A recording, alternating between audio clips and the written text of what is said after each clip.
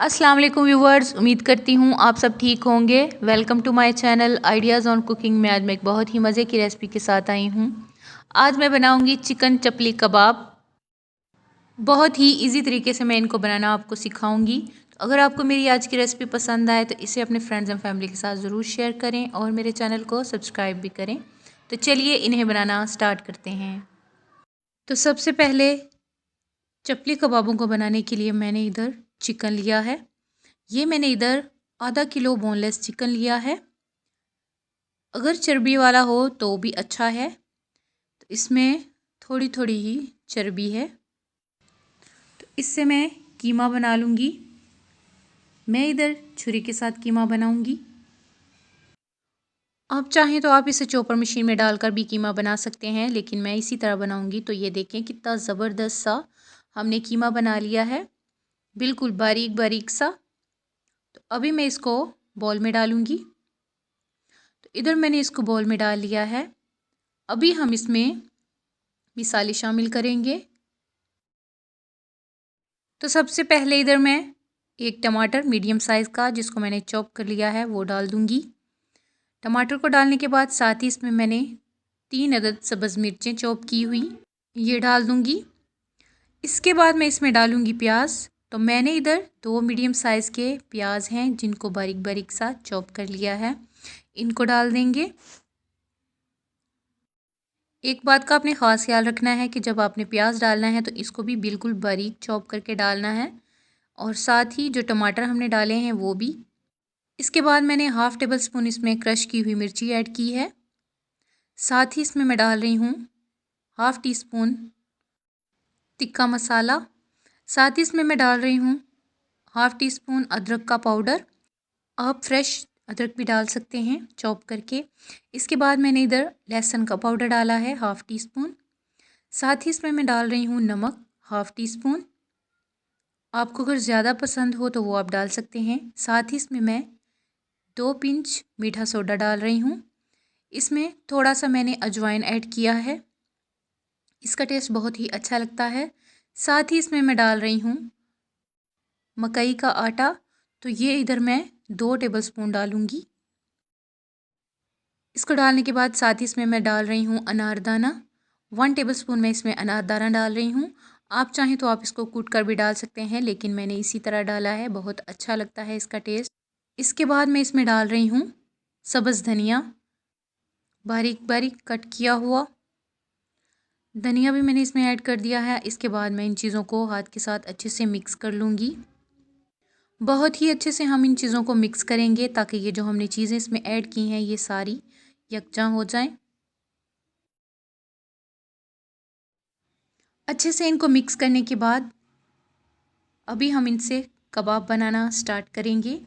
इस तरह से हाथ में थोड़ा सा हम इसको लेंगे और हाथ के साथ इस तरह से हम कबाबों की टिक्कियाँ बना लेंगे। अगर बड़ी बनानी है तो आप बड़ी भी बना सकते हैं, लेकिन हम इस तरह से मीडियम साइज़ की टिक्कियाँ बनाएंगे। और इधर मैं ऑयल लगा रही हूँ। इस तरह से ऑयल लगाने के बाद हम इन टिक्कियों को बनाकर इस पे रखते जाएंगे। इससे ये होगा कि ये टिक्कियाँ जो हैं वो नीचे नहीं चिपकेंगी। इसी तरह करके हम सब कबाबों की टिक्कियाँ बना लेंगे।